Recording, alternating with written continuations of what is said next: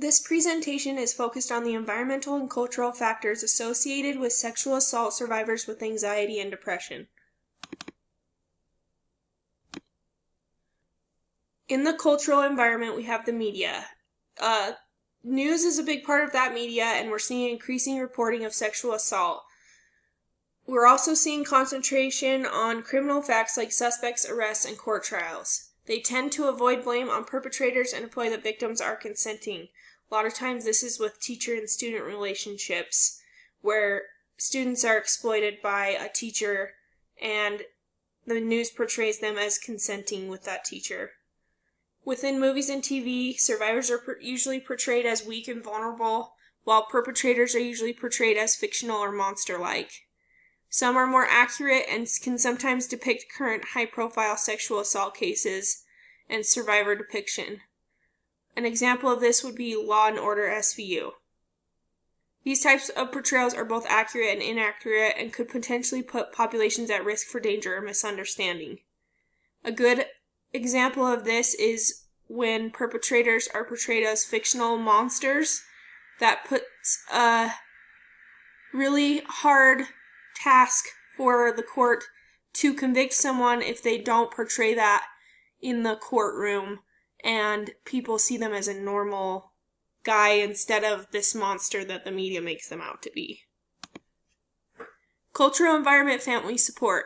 This is a crucial part of the healing process for sexual assault victims. They need compassionate care and validating responses from family.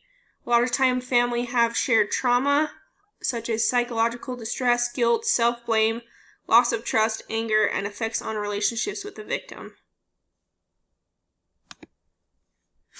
Cultural environment, role of peers.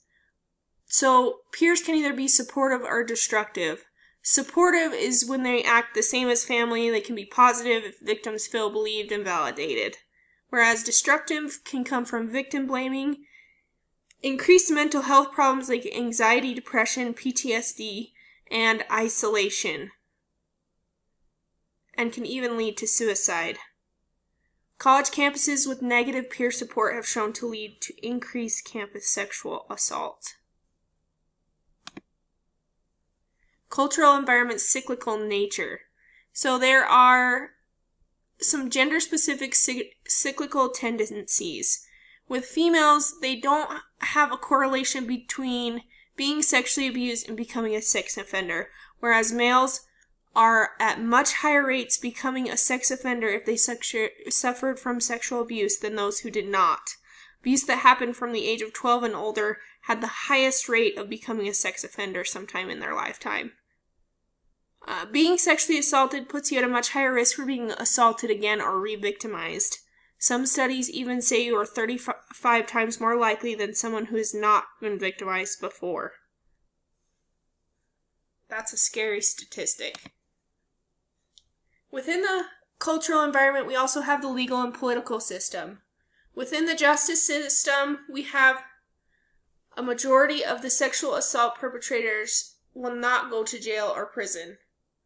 Of 1,000 sexual assaults, only an estimated 230 will be reported to police, and only 5 of those will lead to felony convictions.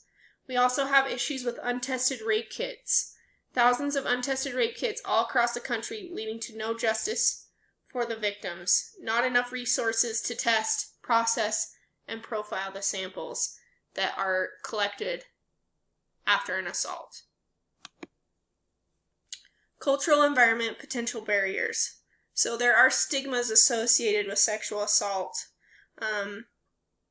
These include things like victim blaming, like you wanted it, you were dressed wrong, you shouldn't have been at that party, you shouldn't have been drinking, you didn't fight back or push them off, you never said no or told them to stop. Those are all stigmas associated with sexual assault.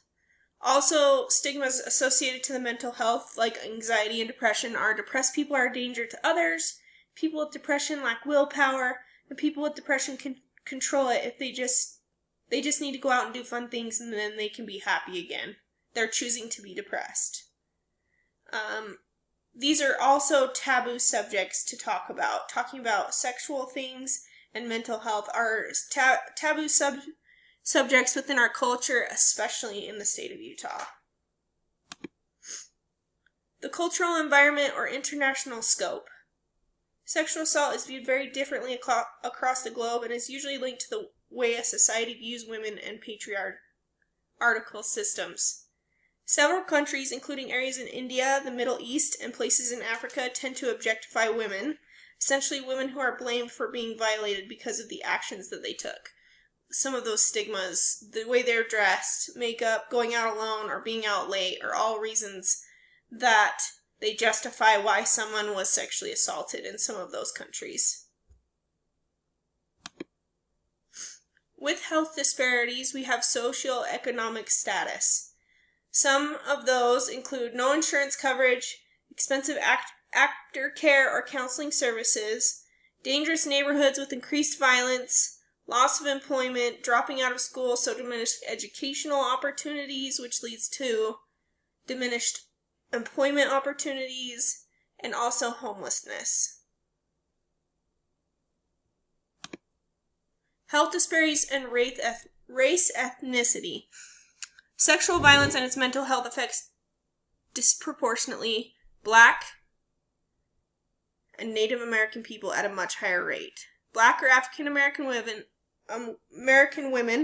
there was a study that was conducted that found that 53.7% of the population surveyed had experienced rape.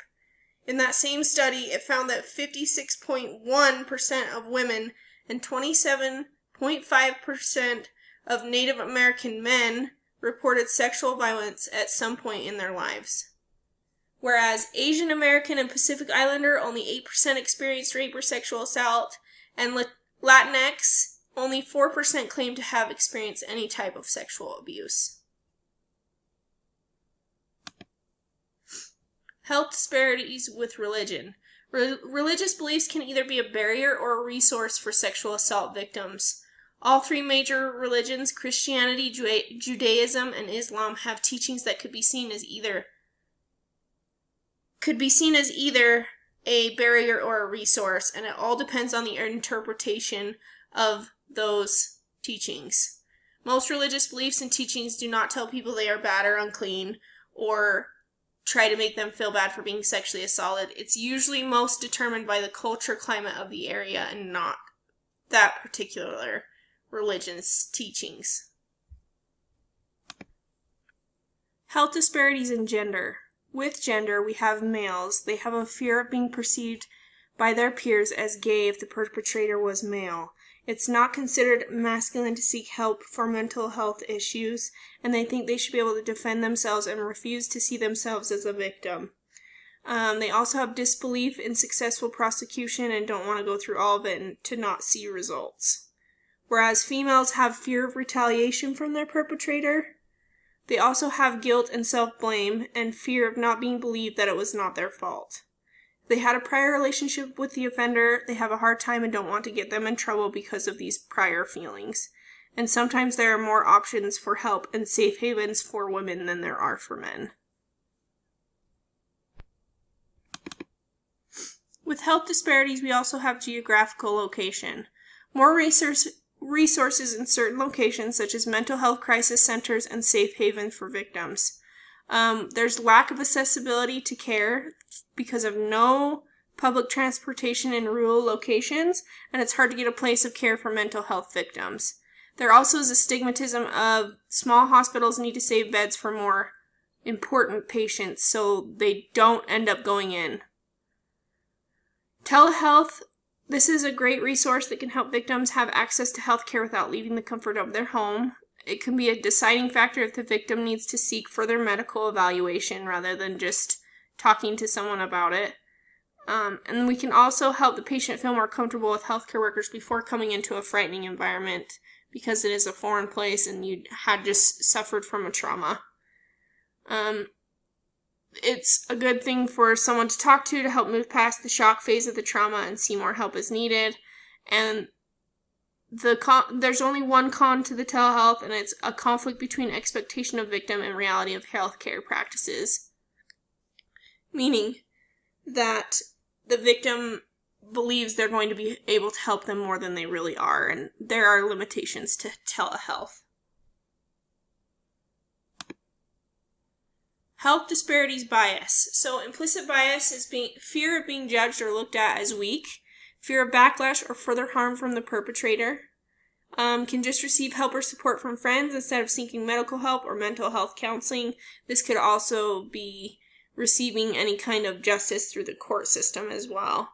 And fear of not being believed or blamed for the event. And then explicit, only about 15% of rape victims, both male and female, will report to the police because they know of the low chance of actually convicting the perpetrator, and they don't want to go through all of the stress and trauma of the case for no results. Police will be biased or cannot identify the perpetrator, and victims' choice of action is heavily influenced by the relationship to the perpetrator.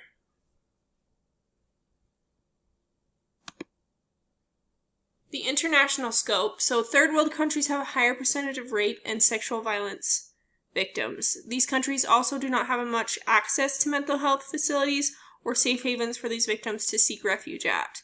Sex and rape is used as a strategy to save women from other conflicts, such as during war or raids in these third world countries, such as Botswana, Ghana, Albania, along with many others.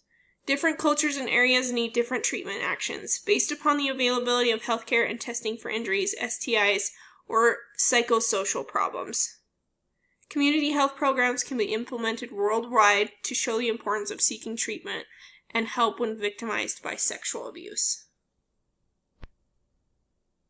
Here's a list of our references.